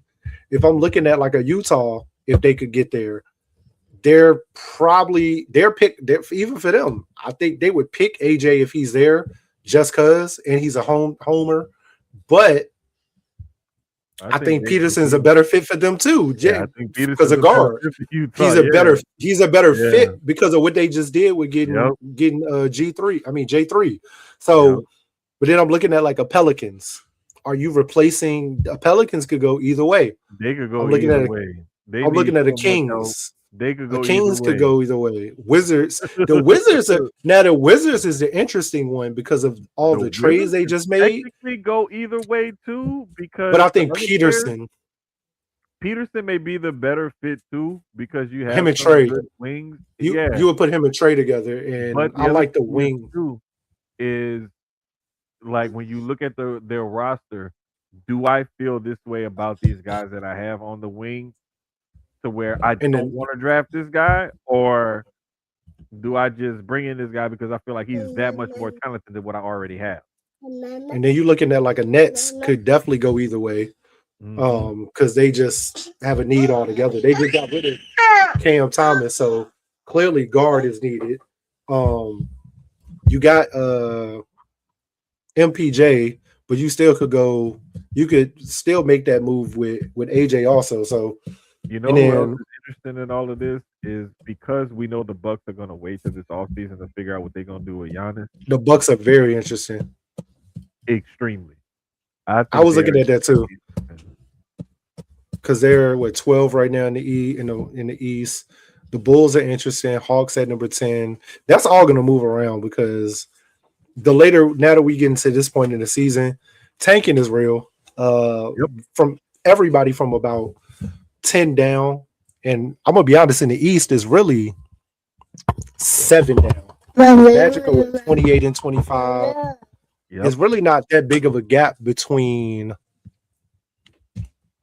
I ain't gonna say them. Maybe I'll say we started the Hornets. Probably from the Hornets down, it's not that big of a gap for real between the Hornets to Bucks. And then that Nets, Pacers, Wizards probably isn't going to move too much. They'll win a couple No. more games, but for the most part, they're Yeah. going to still That be that that's pretty solid. But the thing same is, thing in the though, West. the only thing is that Charlotte has been like a phoenix rising out of the ashes with this streak that they've been on. Yeah, yeah, and They've they're been moving killing up. it lately. Yeah, they done found their groove. So much so to the point where I heard an argument earlier on ESPN that Michael Wilbon said that he thinks Con Nipple should be the rookie of the year over Cooper Flag because He's putting up decent numbers in games that mean something, as opposed to Flag. Flag is putting up decent numbers, but his team ain't going nowhere. Knipple is putting up these type of numbers, and his team is in the playoff hunt right now. So, which I mean, yeah, because the Mavericks are 6 game out of the 10th spot, whereas the Hornets are 2 games up in the 9th spot. Yeah, Like, so it's like it's interesting. you got one guy who there he's putting up decent, comparable numbers, but he's playing a more meaningful game. So how much more do you weigh his team success into that individual award when you And I compare think, guys? with rookie of the year, I don't even think that matters. It's just like your impact and what you're doing on the court, your numbers when you're coming in. Like if you're going to be on a better team, then of course it looks better than somebody that's putting up big numbers on a bad team. But also, you're more than likely going to get a lot of clock. If you put Flag on the Hornets, it's the same. You're going to get that same production from him, if not more points and more rebounds and more assists and all of that, because now he's getting not he's getting the same amount of clock that he's getting with the Mavs because he's still going to be starting, but it might be different over there than it is with the Mavs because of talent. So I think Yeah, him and Khan are both playing amazing ball. Shout out to Duke either way. For me, either way, no matter who won, it's Duke. But um, I don't know. It's tough. It's tough right now. I think clearly they're going to give it to Cooper. I mean, if season ended today, I think Cooper would get it. But hmm Knipple is definitely making a case of why he should be in that discussion, though, for sure. yeah. The way I always look at it is if it's close enough as far as like impact and production is concerned on winning, and winning is the difference, then I'll give it to Conklin. But if Hmm. Cooper Flag has just that ridiculous production and he keeps it up at a level at which Knipple can't really match, then I would And say, it's yeah, give it to consistent. Flag. Right. And that's just the way I look. Like, to me, the winning would factor in But I think right now, level if Flag, their production was similar. If they had a similar, like if they had somewhat similar numbers or whatever, or they could do, but one was impacting winning more than the other, then yeah, you could easily say, okay, the one that's impacting winning more should win the award. But if Flag is far and away putting up better numbers, better production, even though he's on a worse team, it's like shit. Somebody got to put up the numbers on that badass team. exactly. So it's Why not like, him? and that's why I say what it comes down to is always going to be tough because, and Flag being the name and the first round pick and all of that, Mhm. it's clearly going to go over there. But Right. It's Con Nipple definitely got people looking at him now. Odds is on him. Hell, it's even made me go look at his little brothers play now. I watched bro. their game against Jeff Teague high school the other day. hmm I was watching them two young boys can hoop they self. Hey, That bro. is a hooping family. The crazy thing Remi- about it is like and to Flag little me, brother too, or yeah. his twin brother. His twin brother, right? No, I think it's a younger brother if I'm not I mistaken. think he's Because just younger. I think he's a younger brother too. Because I want to say, yeah, he's a younger brother because I saw him He's doing still in like high school because shooting he's a drill or senior. something. Yeah, he did some shooting drill or something like that. I don't even think he may be a junior. I don't Nah, I know, think but I it's know he's younger.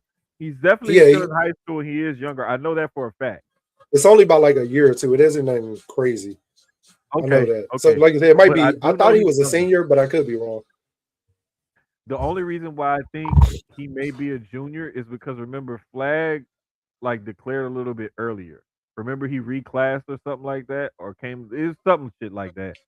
So that's why I think the age thing and the year gap thing may be throwing us off because I remember he reclassified or something. But I do remember the little brother. Like I saw a highlight or whatever a video of him doing a shooting drill, and I think it said like his younger brother, some something. But Nah, it's dope to see when you see families that could produce ballers like that, man.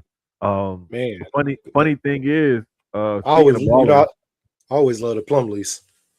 yeah, to transition to college though, I was watching Woo! TV earlier, bro. The Bet sisters and their mom have a commercial with one of the insurance companies. Oh, for real? So, dog, let me tell you how it go. I think it's Progressive, if I'm not mistaken.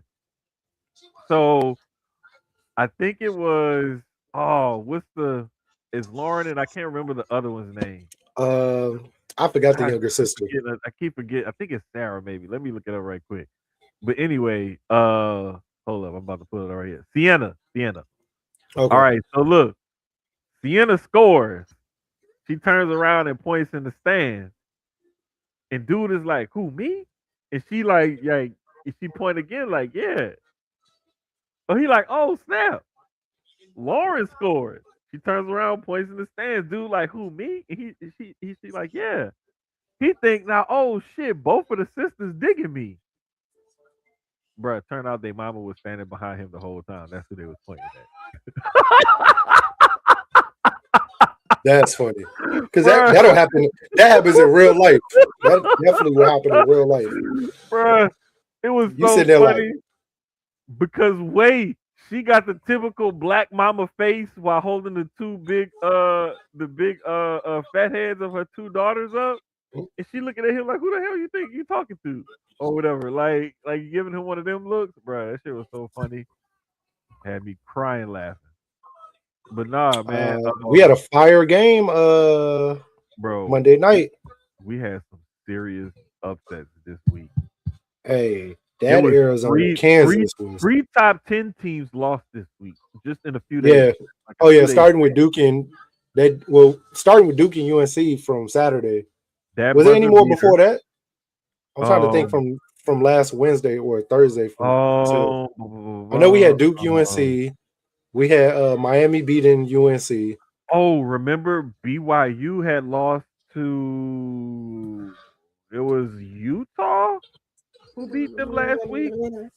Somebody had beat them that wasn't ranked last week. That's why they had dropped so far in the standings. Let's see. It was them and Gonzaga that took big losses last week. Excuse me. But let me pull it up right quick to see who it was that they lost to. But I know those were like the two biggest ones, like from this past week that had lost. That's from It was Saturday, that's what it was because Wednesday. Okay. BYU had went on like a 4 game slide where they lost to Arizona, Kansas, Oklahoma State, and then U8. Yeah, it was Oklahoma State last Wednesday. It was probably Okay, after the pod. It was either while we were podding or right after. yeah, okay, I Um, remember now. And they then dropped that game. Gonzaga Portland beat lost. Gonzaga. That's who it Portland. was.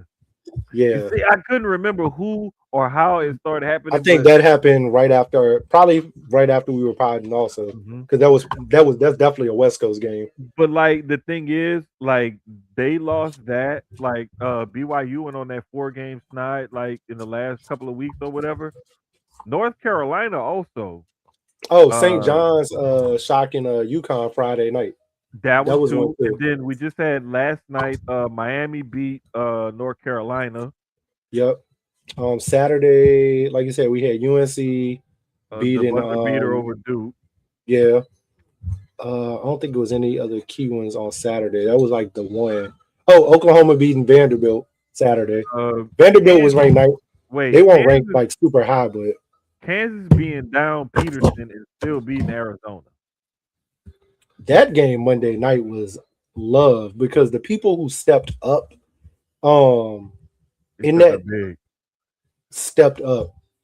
I mean, stepped up Um real. The thing was like I didn't. Michigan State and Illinois was a good game. Two top Yeah, ranked teams. yeah. I It was think a that bunch was of good games like this last like few days or yeah. so. And then Houston beating BYU Saturday also. I think you said Mhm. that though.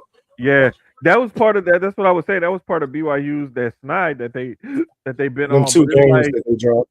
it's like they lost to ranked teams, but you also lost to an unranked team in there too. Yeah, So it's like, yeah. damn, like you just fell off. Like you completely fell off. But I mean, it is what it is, Uh, and like I said, this time of year is nut cutting time in conference tournament in conference play. yep. So Yeah, that it Arizona is and what Kansas it is. had me. I'm saying we were all texting like during the game, but I'm watching like, yo, like these boys is hooping. They were Bruh, getting that's the college basketball I missed that. bruh, I I don't promise. watch enough. Mhm. That's why I had the two TVs. Like I was like, nah, I'm gonna put Raw on the other TV, and I'm gonna put the game on this TV because I'm gonna need two TVs because I need to see this game. I don't want to just keep my eye on it or look at the scores or Nah, watch I the had to score. watch that. Oh, I want to I watch can the game. I can watch Raw later. Netflix is it's on Netflix. It's a rerun. Yeah, yeah, I'll watch that later. But that game was crazy. Like yeah. you It said, was wild. Miami pulling off the upset on UNC major. Yeah, Uh and the thing nobody about it is, Wisconsin beating Illinois oh yesterday yeah, also. that That was was a another big one. one. Purdue over Nebraska. Mhm. Two top team, not top ranked, but relatively top ranked. Nebraska 7, Purdue 13. That's a key game that's gonna kind of move the standings when they come out. Iowa State losing to TCU also, unranked TCU when Iowa State is number 5. Um, and that's it as of there. And Mhm. then Now the, the today, the funny thing was though with the thing like I was saying with Carolina losing to Miami, the thing that could screw them up come tournament time if they don't improve their resume. and Uh, ACC tournament key four wins. four of It, their 5 losses have come to unranked teams. they got to win the ACC tournament or at least get to the finals against Duke. It's at least got to be them and Duke. They gotta Or the UNC improve and they gotta have more. They gotta have better wins than they because those 4 losses are bad right now, especially if those Yeah. teams don't I end up mean, you making. got to start blowing teams out by like 20, 25. They gotta Like hope you that got to those put up teams make the numbers. tournament or win their conference tournaments and get in or something like that to make those losses look better because losing to an unranked team that don't make the tournament is a Mhm. whole lot different than losing to an unranked team that at least made the tournament. So, And even though Clemson is 20, they lost tonight to Virginia Tech. oh, for real? Yeah, they lost to an unranked Tech. Damn. We only got like 30 seconds left, but Michigan is holding. It's pretty much about to hold on against Northwestern. Texas Tech beat Colorado today. UConn beat Butler. Florida beat Georgia. Tomorrow, not too many key games. Well, not tomorrow, I mean Friday. Michigan State, Wisconsin, Ohio, Miami, Ohio, and St. Louis and Loyola, Illinois are like key games for Friday. Hmm. And then we got some good games on Saturday. We got Duke and Clemson. Number 4 Duke against 20 Clemson. Michigan and UCLA because UCLA is still a tough team, even being unranked. They Yeah, not they a they they're not still a going. cakewalk. Yeah, they're not gonna be an easy match. Kansas and Iowa State is going to be the game to watch on Saturday at 1 o'clock Eastern. Um, Ooh, Eastern for me. That's going to be a really good game. Duke and Clemson is at 12 on Saturday ooh. Eastern. Duke is at home. That's going to be a great one. Uh, Kentucky and Florida. Kentucky is ranked 25, Florida 14. That's going to be a great game. UNC Pittsburgh, I've been talking to Foot because Foot went to Kentucky, so she keep up with them. That Turn fucking Breeze. team, yeah, that fucking team been frustrating the hell out of their fans like this whole year because, bruh, like they'll fuck around and beat somebody ranked and then lose to somebody unranked, or like Yep. they'll lose to an unranked team by 20 and then beat a like they just been up and down this whole year. Like they've been real. It's been hard to get a And hold of Kentucky this year. and I know you're going to be paying attention Saturday night to this Texas Tech Arizona game, 1 against 16. Hmm. Texas Tech may be 16, but they have been playing great ball this year. That one is at like 8 or 9 6:30, Eastern or something? 6:30. 6:30, Oh, okay, okay, 6:30 okay. I Eastern. thought it was later for some reason. Okay, cool. Mm-mm. Even That's better. gonna be a good Even better. game. Georgetown, UConn, Auburn, Arkansas, Virginia, Ohio State. Some of the other games will round out Saturday. Sunday we have one game. Indiana, Illinois. This is the game I'm gonna be watching on Monday. Because I'm just looking from Wednesday to Wednesday. Syracuse, Duke, Monday night. And then I know you're gonna be watching Houston and Iowa State also. Mhm. Those are two Monday night games. That one Tuesday I'm has a really looking forward to. huge slate for Tuesday. Michigan Purdue, which is a 2-13 matchup as of right now. And trying to think if it's another like key game on here. Kentucky, Georgia, UCLA, Michigan State, UNC, NC State is always a good game. Whenever it's an ACC game, but that anytime the North Carolina teams play each other, whether it's Wake Forest, UNC, Duke, NC State, those are always crazy games. And then while we're potting next Wednesday, we got BYU and Arizona on Wednesday night, about right when we're starting. So while we're potting, might have to put that one live. Might have to pod downstairs and put that one live on the TV while we going next week because that's going to Uh-oh. be a huge game. Breaking news: Cooper Flag has suffered a left mid-foot sprain following injury in Tuesday's game against. Not really saying. MRI confirmed he will miss Thursday's game against Lakers and also miss the Rising Stars game on Friday All Star Week. Hmm. Hey, interesting. Not too, Yeah, you know, interesting though. I mean, it happens. It does. Sad, but it does. yeah, it's kind of crazy because it's like little injuries and stuff like that though, like if they aren't like fully healed when you try to come back, can compound into bigger injuries down the line. And Rehabbing all this week. It's a good thing that they shut them right, down for All Star. right, I might shut them down because for a couple games next week too, and then you yeah, know, because we're not you in a place where we about to win. No, you no. know, we're not in like we're in rebuild right now. So And the shutting them thing down is for like 2 or 3 weeks isn't bad. they're there's 6 games right now out of the 10th spot. So like realistically speaking, unless they go on some serious hot streak, they're not gonna make the playoffs. No, so So it's like why even risk it? You know, if he has an injury, sit him out as long as he needs to before he's 100% and then have him come back. Because that mid foot sprain could easily turn into a fracture of a bone or something. You know, exactly. so just due to instability of the foot itself. It's just like those calf strains and stuff that end up being Achilles tears, like what happened in KD's situation, for example. And I want to say it was somebody else, same thing. Calf strain ended up with an Achilles tear. Like those kind of injuries can turn into worse injuries if they aren't nursed back to health properly. So just take your time coming back. It don't make no sense. Over on the women's side though, for college basketball, it's pretty much been status quo.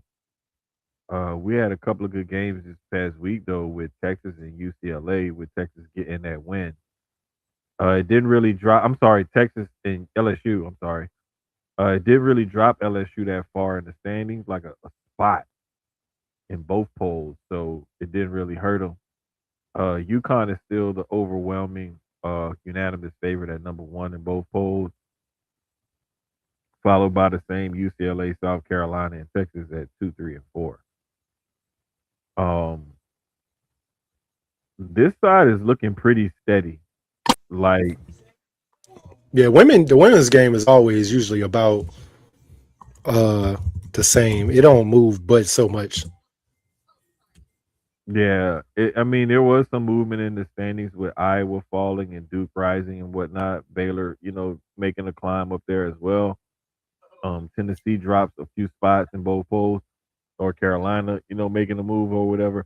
Like there's some movement, but there's not like at the top typically. It's where we always see the women's game. Like it's pretty consistent. Yeah, like we said like last weekend before. I mean, outside of UConn still being undefeated, UCLA has only dropped. One It said they game.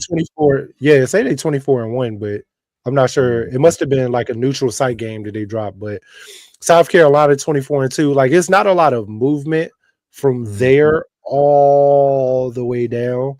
I mean, you got Oklahoma with 6 losses, Duke with 6 losses, Louisville's got 4, 3, 4. You know what I mean? Like it's not like you said, a lot of movement. So Hmm. it's a log jam.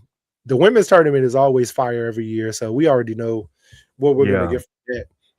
It might be a couple shockers this year, just because where some of these teams are going to be ranked that should be a little higher, like the TCU's, the Iowa States, because I think Iowa State is even though they're not ranked anymore, they're one of those teams that's going to get in the tournament and They could shock some people. they gonna go crazy because now they're getting matchups that they wouldn't regularly get if they were Mhm. higher seeded. Now they're getting better matchups with maybe a little better road, which is scary for some teams. Um, so I think both tournaments are going to be really interesting this year. The men's tournament might be a little more cut and dry compared to the women's, being a Mhm. little more up in the air. But I think UConn, UCLA, South Carolina, Texas specifically, I've been watching them the last couple years. Um, Texas, I'm shocked by Vanderbilt. I'm not hip to Vanderbilt's women's team. Clearly I need to be in 23 and 2. Like they've always had like an okay team from what I can remember, but I've never seen Vandy like this high, ranked this Yeah, high, this or high like this late in the season.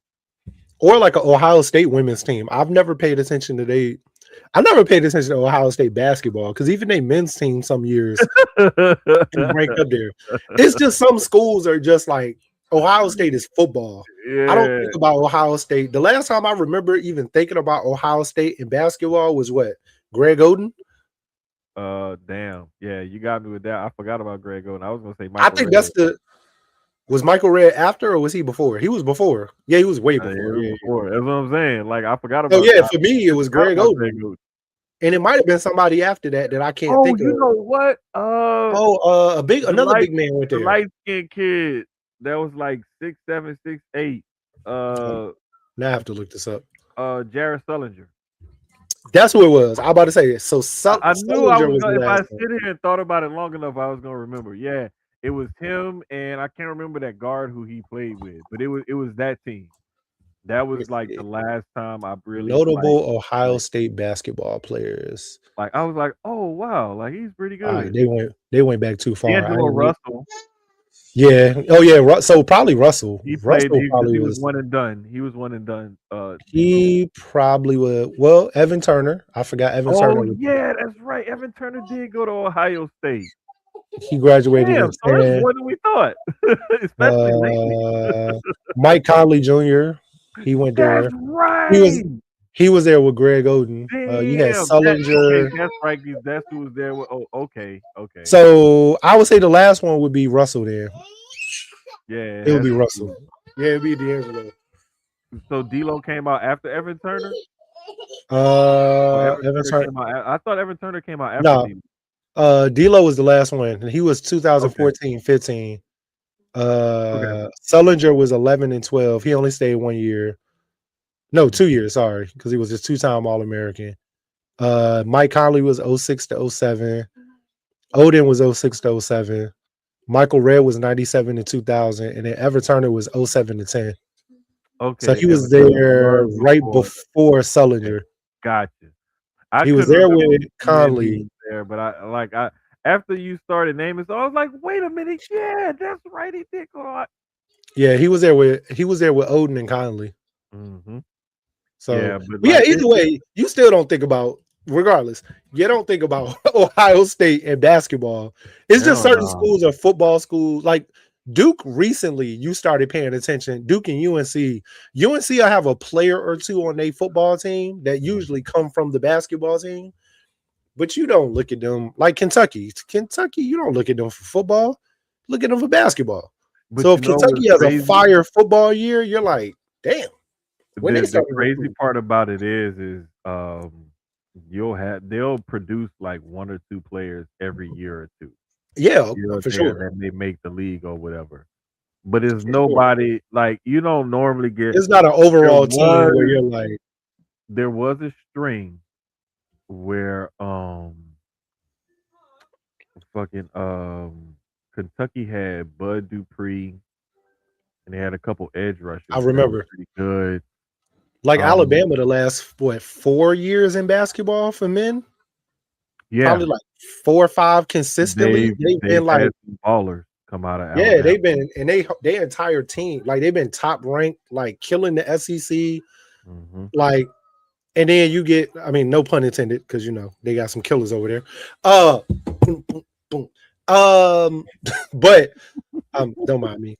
Uh, but yeah, they still been a top ranked team. But you don't think about Bama and football. Bama is, I Hmm. mean, Bama and basketball. That's a football program.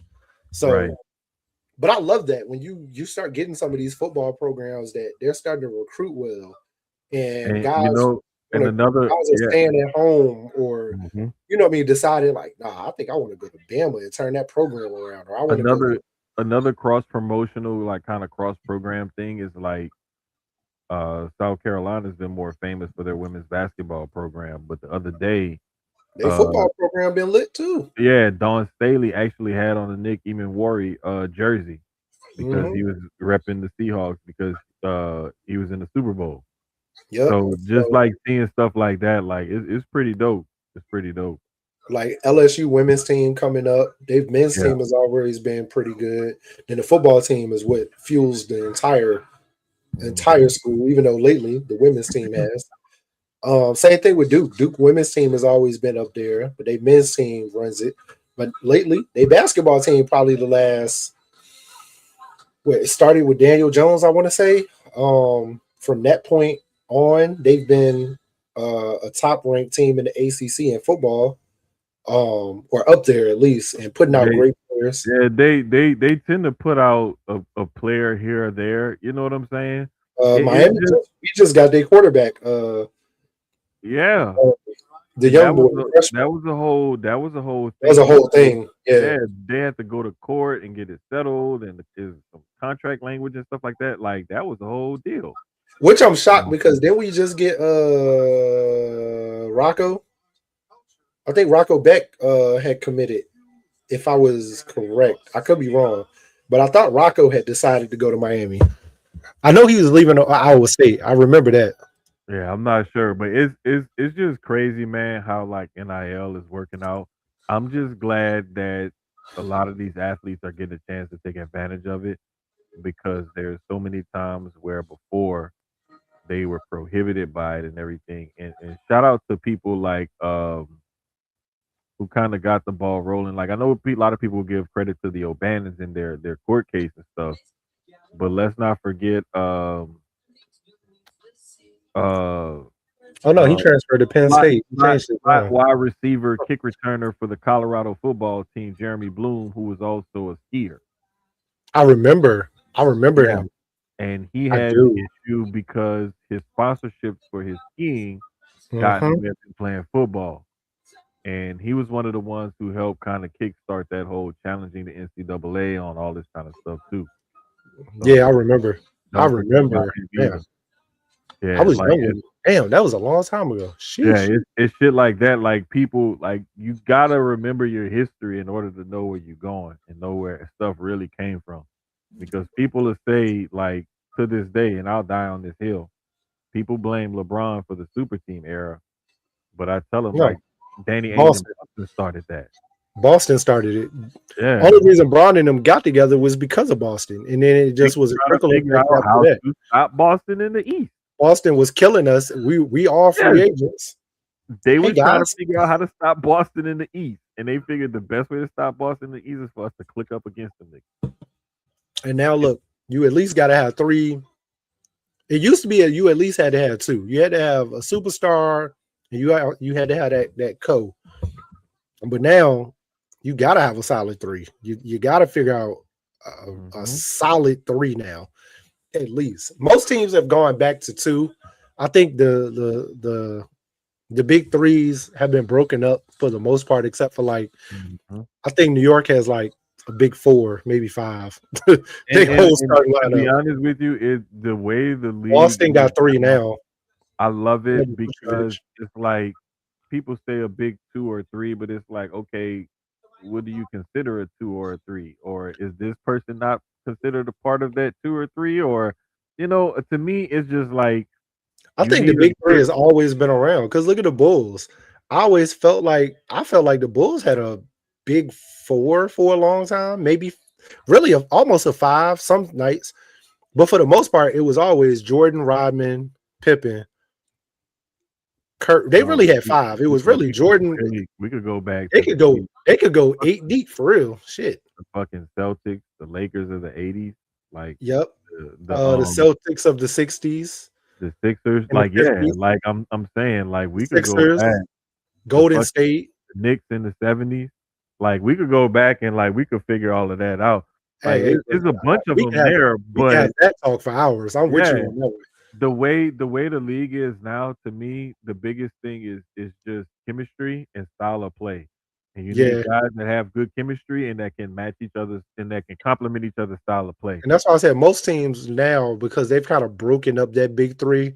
It's Hmm. like it's a strong two, and then key pieces with them. Right. 'Cause I'm looking at Boston You need at least two solid players and then key pieces around at least those two central figures. because with the And that's Knicks, I still think the Knicks is I don't know, it's their whole team bro, too, but it's like because and then McHale, Brunson, Cat is for mhm. sure, and then And then even around them, you still got you gotta think about like a how important a guy like a Josh Hart is. Even though you may not yeah, always see statistical production from him, mhm, he's like the heartbeat of that team though. Like yeah, you can't it's just like with Draymond with Golden State all these years. You don't and then people tease him about having a triple single, but like but you brother, gotta it's admit defense. Draymond is so It's critical to what they do there. You yeah. know what I'm saying? So it's like there's a lot of times where a person's contributions to the game may not always show up in the stat sheet. It shows up in other places. I still And remember getting into that argument a couple months, well, probably was a couple months ago, where Draymond can't drop block block block block, and I'm like, bro, do you not know Draymond can if he needed to, if it is called for him to, Draymond could easily drop 30 easily. yeah, Let's not even the same thing. I think in that same discussion we were talking about Pat Bev, and people are like, Pat Bev can't easily if it was called on him for to do so. Pat Bev is the same. He could drop 20, 25, 30. You got to look at who these players were before they got to teams where they weren't called to do that. That wasn't their calling on those teams to be that player. They already had that player. I need you for this that you do well. You play defense amazing. You rebound amazing. You pass the ball amazing. You know, stuff like that. That's what I need you to do. I got scores, but I don't have that. What you do, I don't have, and I need you for that. That's why players like that last in the league that long. But Melo said something interesting on his pod, the Mike Vick episode that just came out. I was watching, and he mhm, was like, in today's game, there's less of those players because mhm. the NBA, if you can't shoot, if you can't score, I don't need you. I don't care about what you do on D. If all you do is play defense, that's great.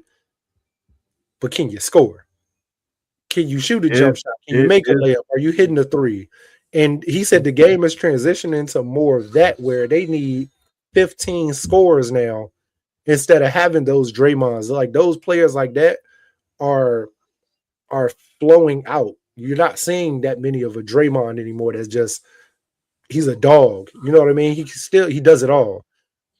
I still see the need for players like that, and I think that they still do look for players like that. I think that there's more emphasis placed on offensive players, but I still think that teams look for and need players like that got that dog in them and everything. And Of and I course. still think that they still put a The more dirty work. You gotta have the yeah, players that do the dirty you work. got to. But I kind of agree with him like sometimes because if you look at like for example certain teams you look at the moves they make and they make a move for more offensive help as opposed to more defensive help, or you look at a team that make a move and Like it's a like OKC. this a player that's more of a defensive player or what have you. Like there's different reasons why players will go for different guys. Like Lakers bringing if in Kennard. I look at I felt like we needed shooters, don't get me wrong, but I felt like defensive help would have been and defense Kennard is does always that too. better, right? We went there on the offensive side going to find a shooter. Mhm. So Like when the Knicks brought in Mikael Bridges and Josh Hart. they knew like, okay, Bridges is a guy that's a utility guy. He can do a little bit of everything. Josh Hart is more of that dog type of guy. Mikal Bridges is a dog, but Mikal Bridges can also score. You Even look at recently, who they just brought in from the trade they made with New Orleans for Jose Alvarado. uh, yeah, Jose Alvarado. You're bringing it, Mhm. but Jose plays great defense too. Don't get me wrong. There's a But reason why his nickname is offense, Grand Theft Alvarado. He hey, got the GTA nickname he's because always. I he's a watched baller. him in. I watched a lot of his stuff when he was in high school. He was a little Puerto Rican kid, Hmm. hooped coming out of New York. I'm talking about baller. Bruh, He's so little. the thing is, he's about, I think he's like about 6 foot, like 5'11", 6 foot, Yeah, something like that. But the thing is, with guys like that on your team, you already know like he's not gonna give up and he's gonna fight through everything. And that's what you need. That's what you want going into battle with you is you want guys that's gonna keep the pressure up and they're never gonna give up and they're never gonna let up and they're never gonna feel like we out of a game. And you need guys like that on your team because you want guys with that I don't give a fuck. I'm not gonna quit. I'm gonna keep fighting mentality because that kind of stuff permeates throughout your bench and in your locker room and whatnot. And that overall will boost morale on that team and that'll make guys that's even, top players, superstar players, like damn, like if he playing like that, that kind of pushing me or that'll make me look bad or whatever. And there's other exactly. guys who want to get playing time and was like, well shit, I want to get playing time, so I gotta go up to Jose's level. So it's like you need guys like that, and I love seeing guys like that get their shot, get their shine, and get their flowers because those are the kind of guys that are the real glue to certain teams and team chemistry and like they can hold you together on both ends of the floor. Yeah, You do need stuff like that for sure. But man, this has been a fun episode to come in because we didn't even think we was gonna be talking this long because once we got through the Super Bowl, it was like, all right, everything else is just updates of shit. But yeah. Nothing else really. We didn't really have too much to happen, but from last week nah, to this week, other than the Super Bowl, yeah. we had some NBA fights. Two separate ones. They got to Mhm. shaking. That was crazy. Other NBA than that, fights, are NBA fights, and they never have amount you been to. watching? I don't know if you do, because a lot of people don't. Have you been watching the Winter Olympics? I watched some stuff. I know. I had I've wrote it glanced down at to make sure I highlights. shot them out. Hold up. I know I glanced at highlights. I haven't. I'm Uh, usually I watch the winner because I yeah. love the winner is a lot more exciting to Bro, me. the only thing that's been throwing me off is I can't like this is the one time when they've had an Olympics, whether it's winter or summer, and I haven't like synced up my time difference with the Olympics when stuff is coming on. Like I just Yeah. haven't figured it out yet. But shout out to Layla Edwards. Oh, I see. Yeah, yeah. First black woman to play and score for the USA women's hockey team at the Bro, Olympics. she Okay. only 22. I didn't realize that she's only 22. So shout out to her. Um, Also, Erin Young is I think her name. She won a speed skating medal, and I'm trying to think of who else, man. I think that was it though. I know it was Layla Edwards because I wrote her down, but I want to say the speed skater. Her name is Erin Young. I have to look it up. Um, Curling. Oh, that's right. Shout out to the mixed U.S. curling team. The mixed curling team. They ended up with a silver medal. Mm. Shout out to them too. That was the first time I think the U.S. has ever medaled in curling or something like that, or the first time they've medaled in mixed curling or something like that. But like, yeah, shout out to them because that was dope. I didn't like they upset two teams on their way there, and I was like, oh shit, like they may end up getting a medal, and then Nigga, they ended up in the Norway. gold medal game. I was like, oh shit, they in the gold medal game, I'm looking at the medal count. Norway is killing the gold right now with 7. They got 13 overall. bro. Norway, USA is in second right now with 4 golds, 6 uh huh, silver, 2 bronze. bro. If I'm not mistaken, I believe it was Norway had a dude when they was doing that cross country skiing thing where they got to do the bunch of different things.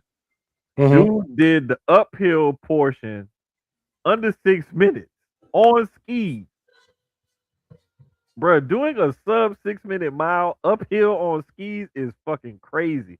Doing a Bro, did sub you doing a sub 6 minute mile just running on a track is crazy. Listen, I was listening to Steve Harvey this morning, and he was talking about the Olympics and how he watches, he was talking like he knew his Mhm. stuff. He was like he Yeah. watched the Winter Olympics and he was talking about, he said, "Did y'all know that Haiti had a skier?" And Yeah. everybody was like, "Huh? Yeah. Haiti?" They were like, "Where he practicing at?" And I was dying because I thought of it reminded me of fucking Cool Runnings. And you like Jamaica got a bobsled team, and you like, but where they practicing? Like what? But they said he placed last, Yeah. but he was He there. he was there, But he was exactly. there. I saw him when he crossed the finish line too, bro. He was smiling his ass off, like he was proud as fuck. Because it's like it's not about going out there and competing and this and that. Like I expect to win a medal. Like some of them go out there and they know they're not about, but it's just representing your country and competing. Mm-hmm. Like you're the best at this sport in your country. Like nobody else can do this sport in your country better than you. Like that's something to be said Yeah, about and about that's that really shit. what it is. Like Yeah, I'm from Haiti, and I made it to the Olympics in a sport that people wouldn't even expect anybody from Haiti, this hot ass air place in the Winter Olympics to make. It's like they got a snow, like if they had a snowboarder or something like that. bruh, Like it's always interesting when I see certain countries that make like the games for certain sports, and it's like that's shocking. Hmm. bruh. Because That should I be would expect like a Switzerland, a Germany, a Norway, because exactly. they get snow in their areas, so that And makes sense. it got But mountains and shit. Italy don't make sense to me because nigga, it don't snow in Italy like that. Dog, Like Italy they got mountains. Italy got so some mountains up, especially I yeah. believe in northern Italy, if I'm not mistaken. Which I believe I can't remember what part of Italy they at, but I want to say it's like the northern part of Italy that has like the most mountains. I don't think the They were southern talking part about has that. as much. He was talking about that one girl in, I think it was skiing also. It was downhill skiing. Mhm. She was from either Japan or China. She's one of the top ranked in the world. She's also a supermodel. And apparently, she made it all the way to the end and she went for a jump. And he was like, he had everybody, it was the way he told the story because he had everybody dying laughing. But he was talking about how like she hit the rail and she hit the rail twice. He was talking about like how she bounced. It was, I gotta find it to watch it. But so, but yeah, I really haven't watched this year like I normally do because I normally Yeah. watch the downhill skiing, snowboarding, Mhm. of course. Mhm. I love snowboarding. That's probably one thing people don't know about me. Like I love to actually snowboard. I'm a black man that snowboards. I love it. It's crazy because we were talking to our neighbors and the husband loves to our neighbors at the next building over. But Mhm. my man Zach, shout out Zach, he loves to snowboard, but his wife is a skier. And they've taught each other how to do the opposite. So it was dope Oh because shit! he never skied. So if you've ever watched like them old movies, Damn. like where it's like they beef. Skiers and snowboarders beef. And it's so Yeah. funny because you look at snowboarders like the same way people look at skateboarders and stuff like that. And skiers are more prissy and huh. Yeah. So he taught her how to snowboard. She taught him how to ski. This winter, this past well, we're still in winter, but they went to a resort like sometime in December for her birthday, and they taught each other how to do the opposite. So That's it was what's dope up. because I told them next time let us know and we'll go because I want to learn how to ski. Like snowboarding, I do, but Yeah. I've never skied. I never wanted to ski because I'm like Yeah. I don't want to ski. That's wet. But now I'm like, damn, maybe I do want to ski. So I don't want to do neither one because I don't never want to pay to go freeze my ass off. hey brother, it can be cold. I'm not gonna act like if we ever I'll put it to you like this. If we ever as a group decide, hey, we gonna go to Colorado and visit Dre while we're there, Mhm. it's something we can do. We ain't gotta go out of our way. Yeah. But if we happen to be in that area, Yeah. we'll go do it. And it's not as hard as you think. I promise. You're gonna fall. I ain't gonna act like you're not. I ain't gonna lie to you. Yeah. You gonna See, fall. that's the part. That's the part. This is why I retired from competitive sports now That's not because that's not competitive. it ain't the injury, it ain't the That's embarrassment or competitive. whatever. It's the fucking recovery. There's no competition there.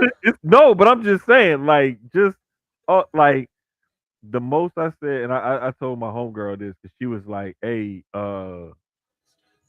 she was like, it's this Pilates thing or something." I was like, man, I'm not doing Pilates." I was like, "You trying to kill me?"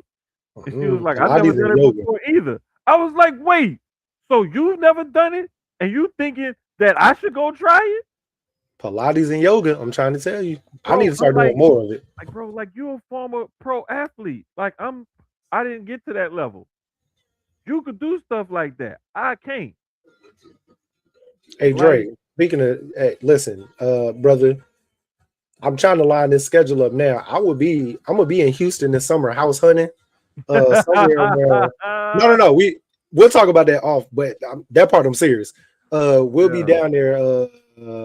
this dude talking Sometime about in, either.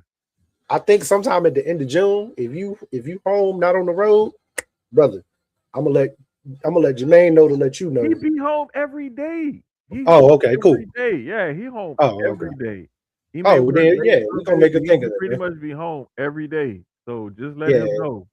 if I the know he be universe home. lines up the way it's supposed to, probably somewhere around when football season start, this pod will be an in-person pod. So because I probably be Yeah, at the main house like every day. He gonna get tired of me. I ain't yeah, gonna we're lie. gonna have to, cause especially if my schedule, with the way my schedule about to change.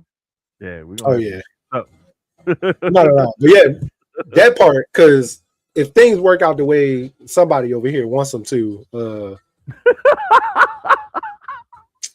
we'll be my I'm from Houston gonna be real. You feel me? It is. I'm really gonna be from here. Bro, I done already told niggas I'm about to. I don't. If we going the Dallas way, I'm definitely growing my hair out, and I'm about to get this South Dallas shag. Oh shit! Here he go. If we in Houston, I don't know what haircut they got, but I'm about to get some cowboy boots. I'm gonna get me a 10-gallon just cause I need to fit. Man, I gotta fit in.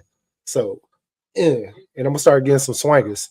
I'm getting the lack, and I'm putting them swangers on it. And I'm very familiar. Told y'all I'm from Houston. I know lingo and everything. Don't worry about it. I'm gonna fit right in from day one. From day one. And on that note, I'm ladies gonna and bougie gentlemen, ass Dallas. we're gonna end it with Keys' his Texas song. Test me. All right. Man. You can cut out that other shit. Listen, man. Hey, yo, yeah, yeah. Run it up, Blondo. Get your Run it up, tits. Blondo.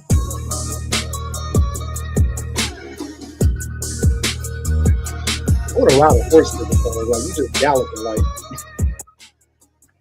Hey man, for my brother Keys, for Big Extra Plug, everybody in Texas, everybody around the world, appreciate y'all for tuning in this week. I'll let y'all next week, man. Later.